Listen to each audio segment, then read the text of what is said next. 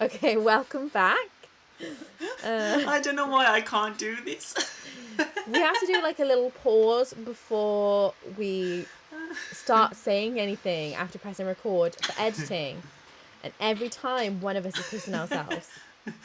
I don't So know it just why. sounds like when we start then it's just like a weird little, I don't know what, like we're just like chuckling to ourselves and no one knows what's going on. The pre-recording session that we have usually is like, it's one of the funniest things. And sometimes before we do the podcast, we'll talk about gossip and we'll catch up. And I don't know, every time we're about to get into the recording mode, I just feel the laughter coming like up through my body. So anyway, welcome back to Yeah. another minisode. Yeah, it's nice to be back. We didn't publish a podcast on Saturday. We just wanted to, I don't know, I think we were both a bit too, what's the right word? Like, angry about stuff that had been happening in the world that we feel is completely unjust. And we couldn't, in our, like, conscience, make a podcast about crimes that happened whilst all this stuff was going on and crimes were happening and getting excused. Yeah, I must say that although I last week I went through so many emotions, and I think it affected me worse than I even know, really, because I was talking to Jess and I was like, I really want to put out a statement. No, I really want to make a podcast. I really want to talk about it. I want to use our voices and I want to be active. Then I was like, no, I want to amplify the voices that need to be heard right now. But then we're also allies, and we're also this and we're also this. And to be honest, it did put me in a really dark place, and I think, last week was awful, but I just want to say that as this podcast goes, even in the sad times, we were still, we're on Twitter, and we wanted to push as many, how can I say it? We wanted to amplify the voices that deserved to be heard, that we believed in, and that we deserved, needed recognition. We wanted to push the protests because we believe in those and we stand with all the protesters. And we wanted to sign the petitions and encourage people to sign petitions to arrest people for the things that they should be held accountable for. And it was hard to talk about it.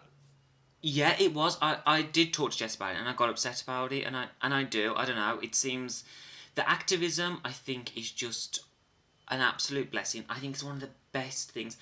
Seeing people actively out fighting for people's rights, doing this kind of activism. It's this kind of activism that brought around things like the suffragettes, that got Stonewall, that did things like that got Black Lives. Not Black Lives. Obviously, Black Lives Matter movement is because of things like this. But even like gay rights, it was a black trans woman, who pushed that effort. So, it's so inspiring to see these young people and old people and people from all spectrums to be out for this one purpose. It's amazing, and we as a two, I think that's what we wanted to take Saturday, to just a minute of silence, really, to just really appreciate those people that are doing it with us. And me and Jess, we've both, this podcast obviously doesn't make any money. Actually, we pay for it to go out and stuff. It doesn't make any money, but we both privately have donated, and we would really encourage anyone who can to donate to things like Black Lives Matter, to some of the funds to help people that are on bailouts.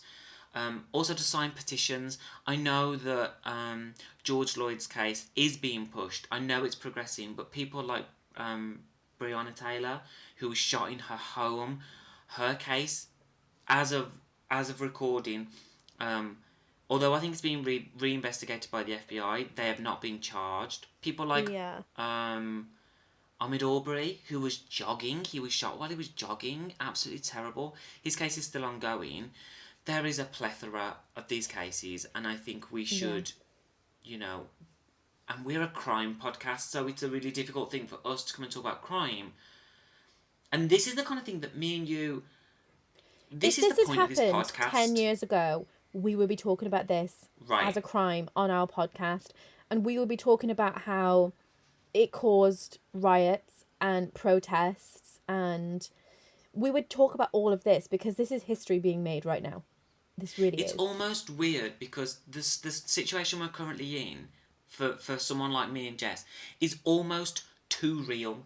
It's almost too close and too personal to even talk about. It's like one of those things that even though it's a crime podcast, it's hard to talk about because it's like, God, this happened days ago, or this happened last week, this happened months ago. It's like, this. We usually talk about crimes that happened, like, in 1940, this doctor was a piece of shit. You just can't imagine that this still goes on. It's disgusting. Exactly. Also, I would just really like to say, talking about the petitions, please, if you come across the petition to change the murder charge of George Floyd to a first-degree murder, please do not sign that petition. Because although it sounds like it's, a more severe punishment and people are angry and they want it, if that murder charge gets upgraded to a first degree, they will walk away free because there's not enough evidence to support that is a first degree premeditated murder. And it just means that they will get out. So please, if you do come across that and you think it's really good to sign petitions, it is good to sign petitions about things you believe in, but just know that information that if it does go up to a first degree based on a petition, those police officers will walk free because there's just there's not enough evidence to support a first degree. Yeah, I had a big problem with that because, of course, personally, I want justice, whatever form that takes. The man deserves justice, whoever he was. And, I mean, from my perspective, he sounded like he was on the track to being a good person. He's pulled over for using a possible fake 20. Some people have used fake 20s and not been murdered for it. This man was murdered on the street. Exactly, right? It was real. So, but Jess has mentioned a really, really good point in that first degree carries with it the burden of proof to show that it was a premeditated with full intent. That is going to be really hard to showcase in this. Now, if you feel passionate about it, please, we don't want to sway you either way, but we would tell you that, look, second degree is better than him walking. Don't let these people walk. This man deserves justice, and a message needs to be sent around the world that, Black lives matter, and until they matter equal to everyone else's, all lives matter will never be a thing. No. That slogan will never be a thing until Black lives matter equally to everybody else. And if anyone that we know says all lives matter or posts all lives matter with the intent that they believe that, then you can say goodbye to anything that we do and our friendship, because it's not something that we can stand by and watch. It's not something that we can stand by and say oh, I do know these people. I don't care who you are. I don't care if you're my best friend for my entire life. I don't care if you're my family. If you believe that, I cannot stand by you in the slightest. Right. We have, as privileged white people, we have a duty to stand up and to clean a mess that we have made over years of systematic racism. Yeah. And I think that it's our time to be as anti-racist as we can. So this is just from our perspective, and I'm sorry, we're so left-leaning. I mean, I don't actually apologise for that. I'm quite proud of it. Yeah. But if you know someone who needs to be educated on this, feel empowered. You do what you have to do. If you want to post 10,000 things about Black Lives Matter on your Facebook, do not be discouraged by people who are pushing this off as to be something different than what it is. We stand with you. You stand united with the rest of us that feel like this is a disjustice. And remember that when it comes to you needing help, you want to look back and realise that you had clean hands throughout all of these kind of things. Yeah. Because when it's time for the next battle about the next thing, whether that's women's rights or gay rights, then we stood with you and we know that you'll stand with us. Exactly. And that's forever. We will always stand with Black Lives Matter, and I'll always stand up for gay rights, as I know Josh will always stand up for women's rights.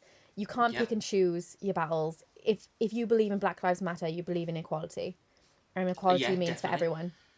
It does. It really, really does. I think that was really well said. And I think, I mean, if you head over to our Twitter at IBLO Crime, you'll find a lot of the links that we've put out to Black creators that we'd like to support, that have made great podcasts too, to petitions. There's a lot of things that we're trying to do just to promote. Also, this. please we feel stop. Like, this is weird, but I found out the other day that Lush, like that we love Lush, right? Yeah. Do you know that they support Trump? And they gave money to the Trump's campaign.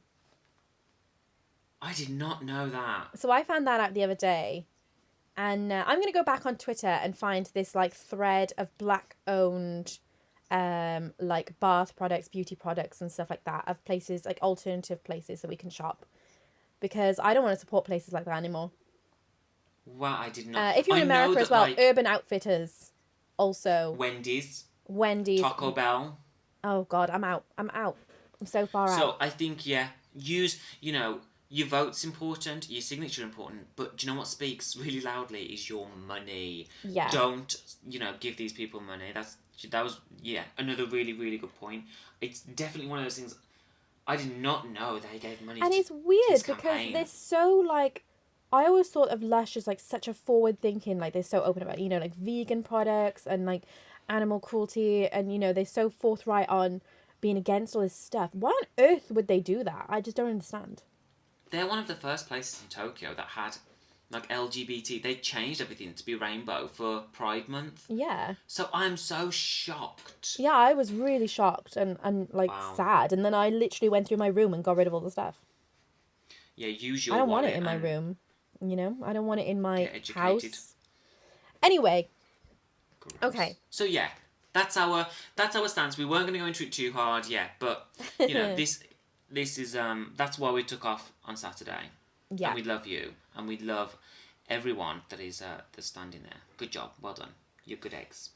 Okay, let's start this podcast. Yes, I'm ready. We're already 12 minutes in, so this might be a little extra long. I know. But today, can I just say, all of my stories are 100% dedicated to you, my bestie. Oh. Because I love you, you little purple-haired bean.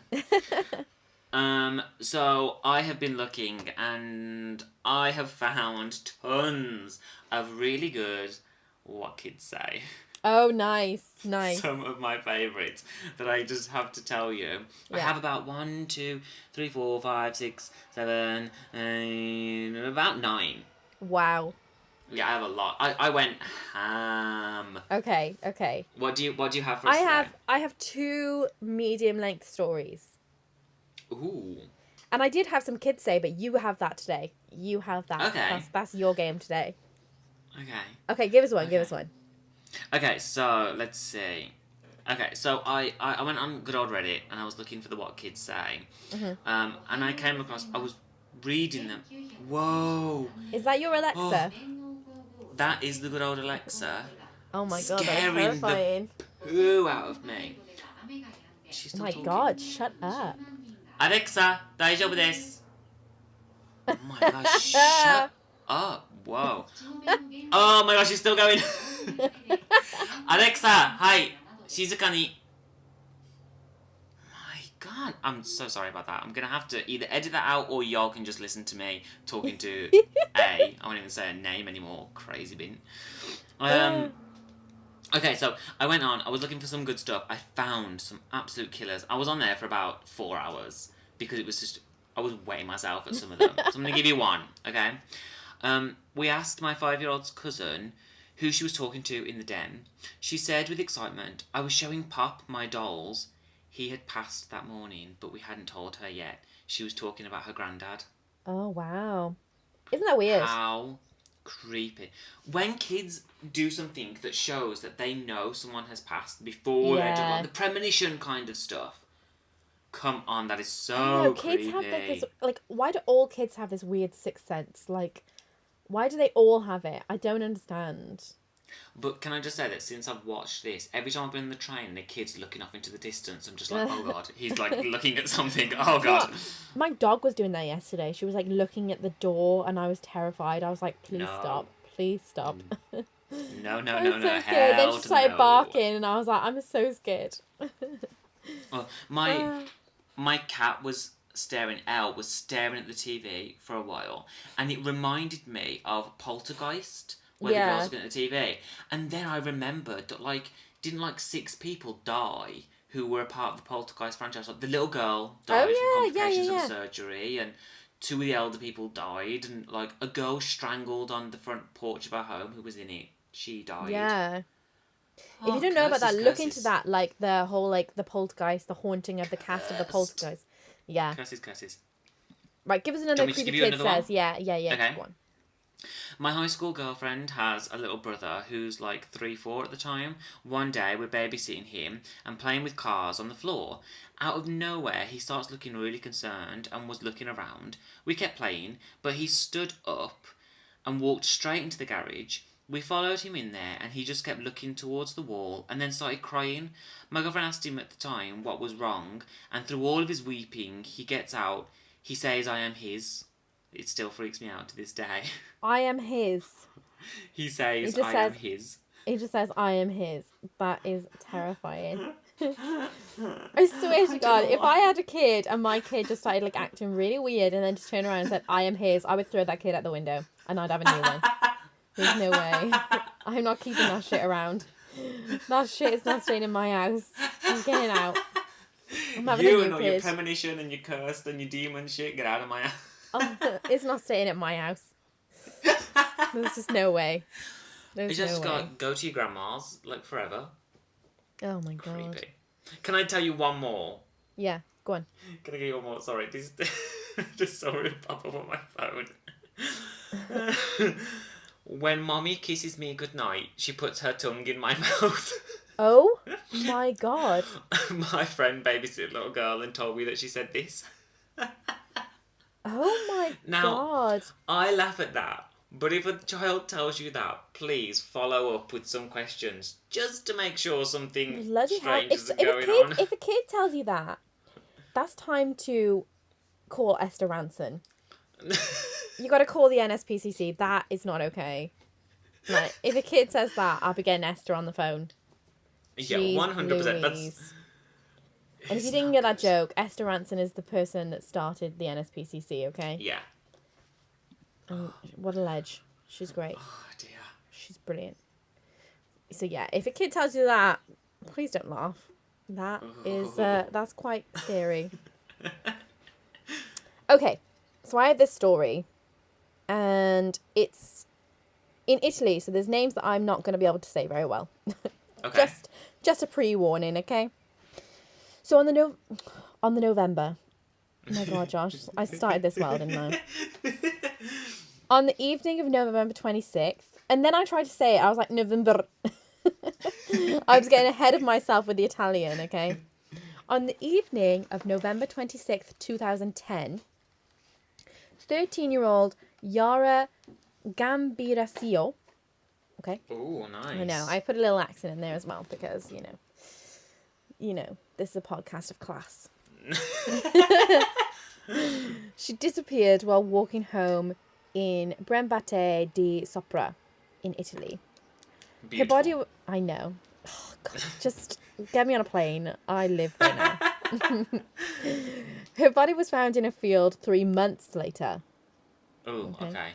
She had been stabbed multiple times before dying of exposure. An extensive investigation was launched with over 15,000 DNA tests administered to people from the area and compared with DNA samples found at the murder scene.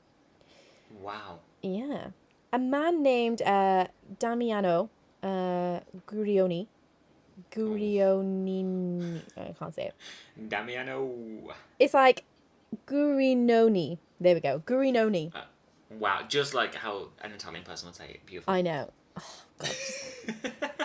I'm going to go and make some pasta after this. I feel inspired.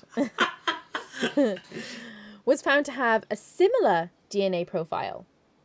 Oh. So DNA tests were performed on members of his family, including one of his uncles, Giuseppe.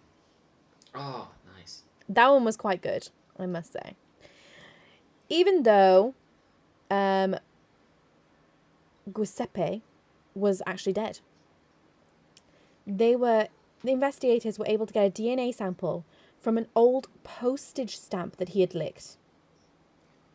Isn't that amazing? That is amazing, but I'd hate for the person that was like, "Oh, let's swab this old licked I know. Let's piece of find paper." this piece of this postage stamp. To their astonishment, the DNA was a perfect match. Okay, but the only problem was that he had died 11 years before her murder. Oh, okay. Right. That is so weird. The DNA match meant the killer had to be his offspring, but his 3 children were all eliminated as suspects. Yeah, it's getting weirder, isn't it? Authorities soon discovered that he had a reputation as a womanizer and had fathered many illegitimate children with other women. Okay.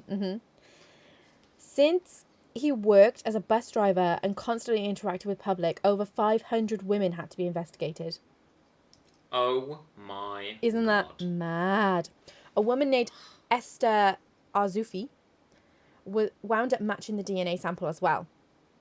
She had been married to her husband since 1967 and had 3 children with him, including a pair of twins. Her husband had always assumed that he was the twins' biological father, but she'd had an affair with Giuseppe. Just a bit. Giuseppe, and both the twins were his illegitimate children.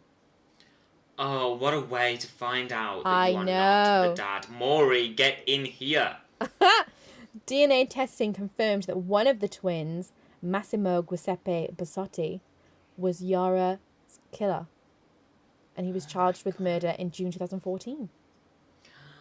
I mean, can you imagine being the other twin and being like, "Oh my fucking God, it wasn't me." Like, I it was know, him. I know. Can you imagine? But, like, isn't that so cool that they, like, this girl... Obviously, it's not cool that this girl was murdered. But they like, went into such detail. They tested 15,000 DNA, like, people. They tested 15,000 people's DNA, okay? And they were like, oh, hang on, there's a similar profile. We're going to look into this family. They found an old postage stamp with DNA on it and were like, let's test this bitch. Stop laughing at me. They were like, let's test this bitch as well. Even though he's been dead for 11 years, we're going to test this bitch out, right? Then they were like, hang on a second, this bitch has been dead that we tested for a laugh is the match. Oh. And they were like, oh, but all his kids have, like, alibis and their DNA didn't really match. So... That is so great. I know, you know. So they literally had to then investigate 500 women that he had slept with. I love the double there of, like, not only are these not your children, but one of them's a murderer, and that is so intense. Sorry, like, I've got to say that, like, this podcast, honestly, is like the light of my life. When we make a mistake by doing something like, oh, isn't that so cool that this girl died? I know. It's not like that, but that is just one of the funniest things to me. Like, when we stupidly mess up and say something dumb like that, I'm just like, oh, yes, take me to church. I know. Live. Just that so is you know, a good I never think that, like, it's cool that someone's been murdered. I just think the story surrounding it is cool. Yeah, I mean, if you're this far into the podcast, you probably know that we're not like that, you know. We don't hate people that much. But a good mess of the tongue is... Ooh, a mess of the tongue. Is always welcome. A mess of the tongue. Also, my Italian was just spectacular. Oh, my God, I thought you were Italian. Giuseppe. Yeah, I mean, I'm sure that butchering of his name is going to go down so well. Oh, that was a good one. Yeah, I loved it. Giuseppe is definitely how it's said. Giuseppe. I have, I'm going to give you 3 more. And then I'm going to end with 3 after your next one, okay? Okay. So, when I started dating my wife, her 4-year-old niece looked me dead in the eye and said, if you make her cry, we'll take you out into the woods and leave you there. Ooh, she's watched Twilight New Moon. Why do I enjoy that so much? I just like that these kids have this confidence to do it. It's great. Yeah, I like that she's, like, part of the mafia. Yeah. Like, this little girl just being like, if you hurt her... She's got her own, like, schoolyard mafia going on. Love it. She's literally like, you come to me on the day of my best friend's childhood wedding. Little girl by herself at the pool. She started diving and then she was swimming near our group. She looked over us and said, "I live in your nightmares," and then dove into the pool and we didn't see her again. Oh my god, I love that. Do you know I'm what? going to say that from now on. Yeah, I hope I was that kind of kid that just went up to strangers Oh and my said God. shit like that. Me too. Oh, Oh my god, love I'm that. literally going to use that line from now on. If anything starts, if someone approaches me, that's what I'm going to say. So you see me in your nightmares, and then just walk off. I love how she dives into the pool and she's never seen again. Yeah, she dives and she's going into a different dimension. She's gone. She's gone. She knew what she said. She knew what she meant. And then she dived into a different dimension. Oh, God, I love that so much. Okay, just one more. I was working at a kids' summer camp and I had to go with this 6-year-old boy to the bathroom. Mm-hmm. While he was washing his hands, he looked at me while smiling and said, "Is your dad dead?" Sorry. So inappropriate time to laugh. "Is your dad dead?" I looked at him and said, "No, he's not." Then the kid said, "Well, why not?" I wasn't sure how to respond to that. What a dark thing for a kid to say. I know, I love that. Oh, It's not as good as you see me in your nightmares, but still. I just Why like not? Why not? Like, isn't, you know. Why not? Oh, dear. I love it. Okay, I've got another story for you, okay? Okay. Okay, so in 1985, Catherine Eastburn... Stop laughing. I've just said the date. I just said a date and a name and you're already laughing. I'm trying to get through this extremely serious story of crime, Josh. I'm so ready. I'm ready. Okay. Catherine Eastburn was the wife of an Air Force captain and lived with her family in...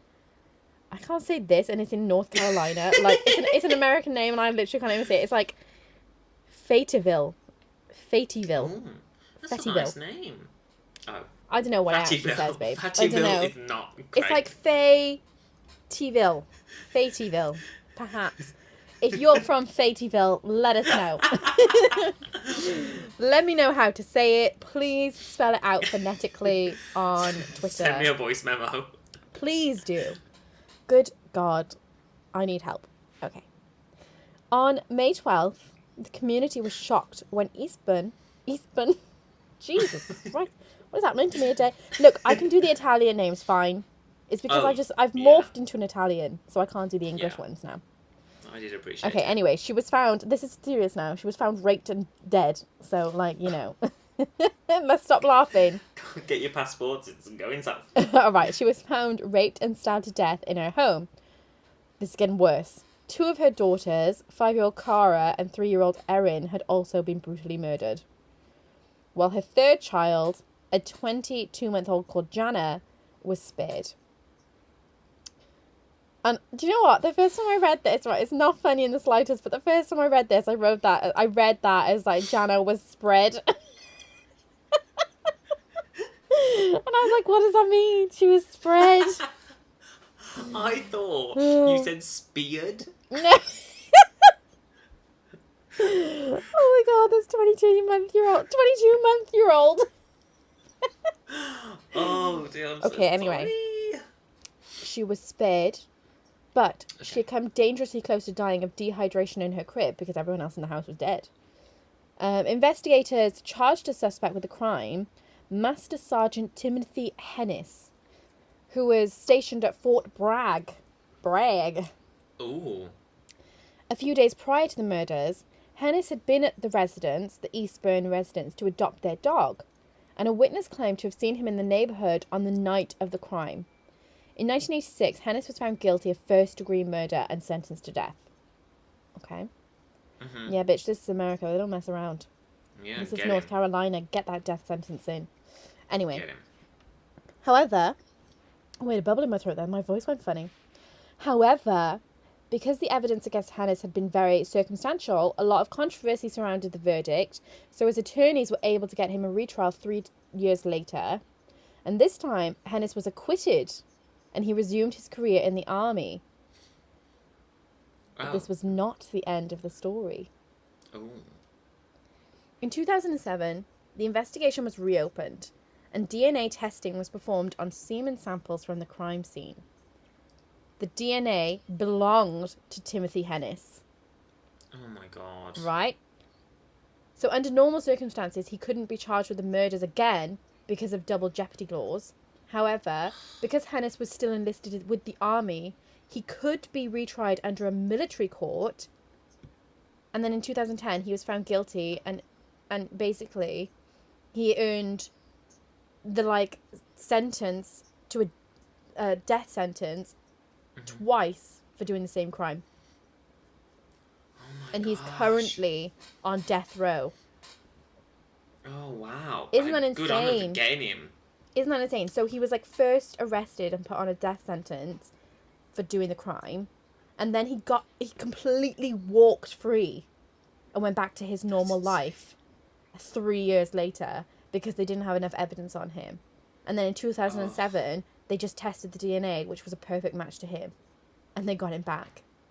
I love when you finish your story and then you give us the story again. I got a recap just to make sure. I got a recap to make sure that you understand the severity.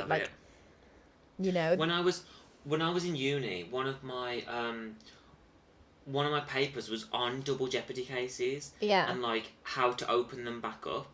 And there was a few, but it's so it's kind of heartbreaking sometimes that someone was done for something and then get acquitted or they get out and you can't get them again. Yeah, you can't get them back because it's done. But it's so insane that he went back to his army career and in the end that's what got him because he could be tried under a different court. Yeah, good on the army for being okay, we'll do it. We'll try it. They were hang on a second, he murdered 3 people, so. Oh, that was good. But I must say, when you said tested the semen, I don't know why, even as a gay man, just the word testing semen, I was like, oh, do you know what? I don't want to deal with that shit. Yeah, no, do you know what? It's just absolutely fucking vile. It's just absolutely fucking vile. But also, is what got him in the end. Yeah, get him. Oh, I love that. So, that was good. Bring him down. A nice reach around by the army and they got him. I enjoyed that. Okay, I got 3 more good ones to end you off with. Yeah. I'm going to finish this bitch nicely. Okay, Go on. My wife's niece had an imaginary friend when she was 2 or 3 years old.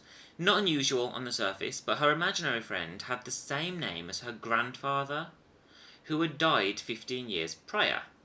And she seemed to know stories from her dad and aunt, my wife's, life from when they were kids. The biggest thing was her friend had died after being... Oh, I said, fring. The biggest friend. That's me. Oh, yes, that joke.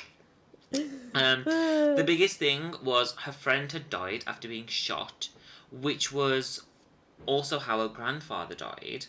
So I was talking to this little girl about her friend, and she said, yeah, he says he can come down from the clouds whenever he wants. He just has to sneak out.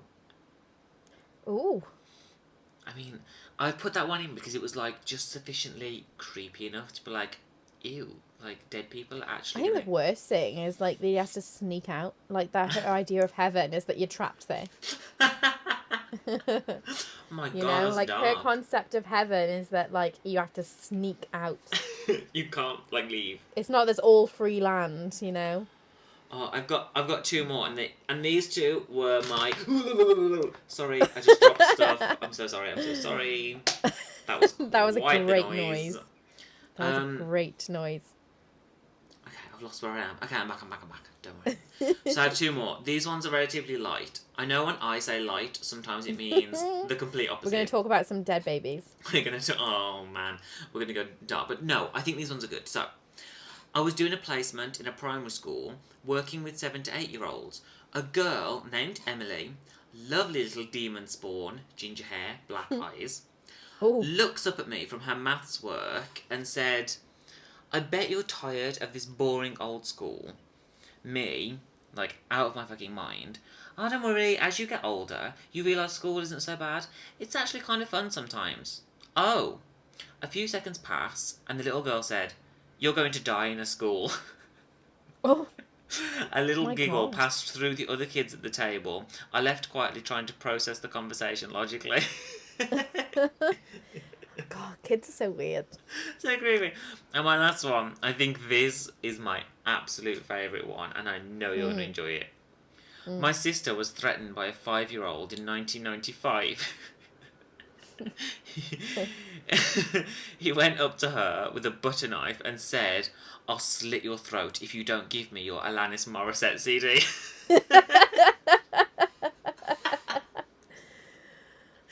And do you know what? God, do you know what? Same. Do you know what? What some people would do for that, like, Alanis Morissette CD? I love understand. Alanis. Oh, what an icon.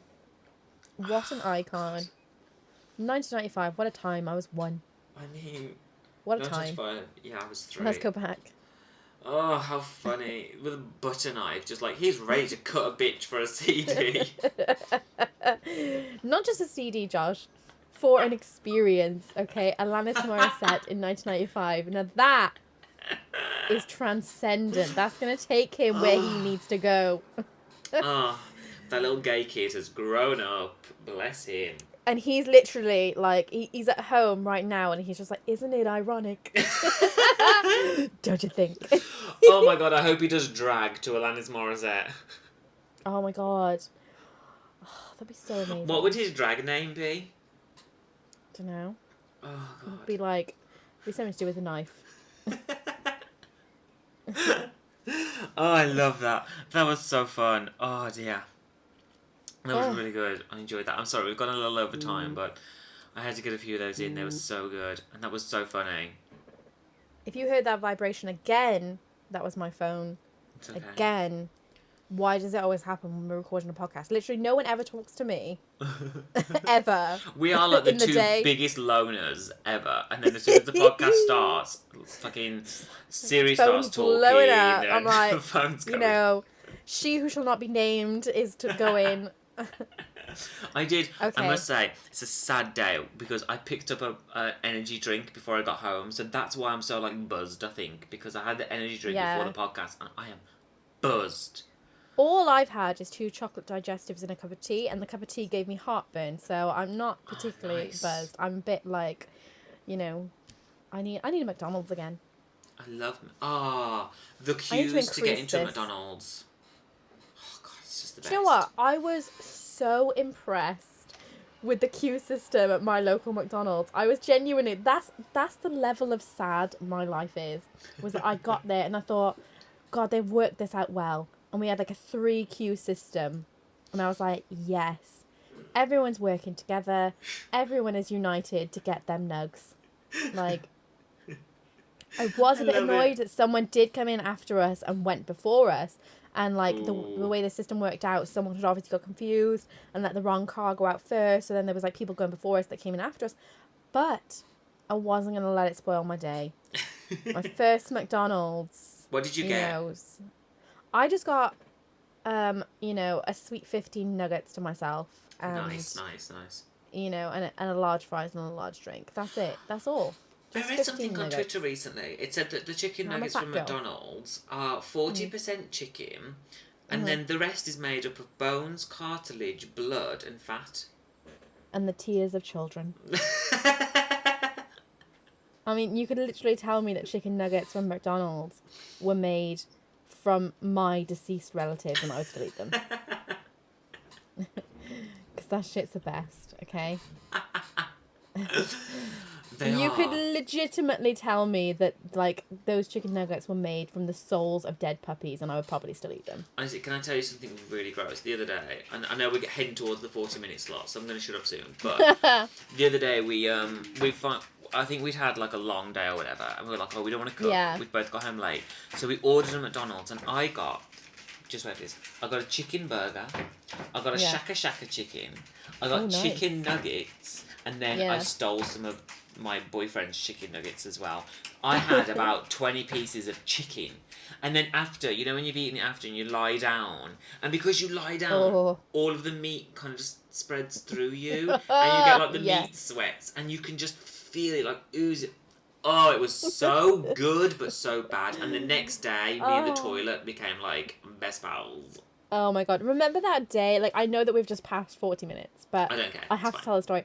Remember that day, like when it was when you weren't living close to me, you were living like at the north of Japan. Mm-hmm. And you would come down and visited. So I ordered us like a mega McDonald's. We had loads. We just sat there and ate it. And then we were both so tired we just went to bed. And we were both just laid in bed and our stomachs were making the most vile noises. And we both just kept saying like, are you asleep? Are you asleep? I feel gross. I feel vile. And we were like, we can never eat at McDonald's again. And I swear to God, it was 2 days and we ate another one. Like, just sleep. Vividly remember that. I remember because I was very excited to come down, and obviously, usually when I drove all the way, it took like, I don't know, 5 hours or just short of 5 hours to get to where Jess lived at the time. She'd ordered this amazing like pack of like burgers and nuggets and like all this good stuff after the drive, and I think that I didn't come up for air, and that was the problem. I just wolfed down like it was like an eating contest. It was just like, how much can I fit in my body? Disgusting. And then I remember we were like watching movies, having a great time, and usually I would go to sleep on Jess's sofa. It was like the most natural thing for me to do. Jess's sofa and me were like best pals. I remember we were going to bed. We were really silent. We were like, we're going to go to sleep. We're going to put some YouTube on. We're going to go to bed. And our stomachs just having a fucking field day. It sounded like a playground. It was just... Oh, it was disgusting. And then, yeah, I do remember Jess turning to me and be like, Josh, I've got the minisode. Are you awake? Josh, oh my God, we can't eat McDonald's again. Oh, those were the days. It's so funny that that's like a vivid memory for both of us. Like that McDonald's ruined us, but like still, it was the best thing ever. Yeah. Good times. We have some McDonald's stories. I mean, we could probably make a... We have McDonald's stories and Starbucks stories. That's our life. And TGI stories. Yeah. Oh my God. Just the word you say in TGI, I remember... I'm sorry, I promise you, by 45 I'm going to be done. And if not, we didn't do one on Saturday, so to hell with it. Yeah, just appreciate. I remember going to TGI's with Jess, and she had a little crush, I think I can say this, on a very attractive waiter. This, like, honestly, he's like this Japanese model. He was very attractive. I hope he doesn't listen to this, he probably won't. But... very attractive. He's too busy having an actual life. Like, doesn't he live in Australia now? Like, actually, like, living a life. Backpacking around the world. And his Instagram's really, like, interesting. And, I don't know, he was just so attractive. Anyway, so it was kind of our thing to go in and, like, it's a little bit of eye candy. And we went in with these two old women who were our friends at the time. And we're having a good old goss. And me and Jess, we're not ashamed to leave the house looking... bent out of shape, and you know, if I walk out the house, you know, you gotta love me at my worst if you want to see me at my best, you know. So not every day do I go out looking like a human. Sometimes I look like Gollum, and I'm fine with it, bitch. I don't care. Like today, for example, the grease in my hair was. I was on the train. It was flapping. It was disgusting. Anyway, so we're sitting down at the table, and I told the two elder women that we were with, I was like, oh, Jess has such a crush on this guy. And so the woman called him over and was like, she has a crush on you. Can we take a picture together? Oh, it's the best picture. I will put it on Twitter. It's the best picture you've ever seen in your life. We're going to have to blur out his face, though. We're going to have to blur out his face. Yeah, I'll blur out his face, but you've got to see Jess, because this was just not the day to, like, tell someone. Oh, my God. I was so embarrassed. And in that photo, I'm so red because I was so embarrassed. And, like, I'm not easy to be embarrassed. It was the... Do you know what? It wasn't the act of taking a photo that made me embarrassed. It wasn't that they told him that I had a crush on him. It was what he said. Was like, yeah, I know. She stares at me all the time. That was the worst part. That was the worst part. Yeah, okay? he called you out. Yeah, and it made me feel like, you know, a man. And to be honest, I have no regrets. And I will not apologise because, you know, a gaze from me is legendary. So. It's a blessing. Take it as a compliment. Yeah, and like we became really good friends and we like talked on Instagram for like a while. Yeah, so he was a good egg. He took it very well. Yeah, exactly. Just how it all happened. We got some stories, but I'll save some stories for the next one. But that was okay. That was hella fun. I think we did it, Okay, Jessie. I think we did it. Okay, well, I bloody love Black Lives Matter. And I fucking love the protesters. We love you. All right, guys. Bye. Bye.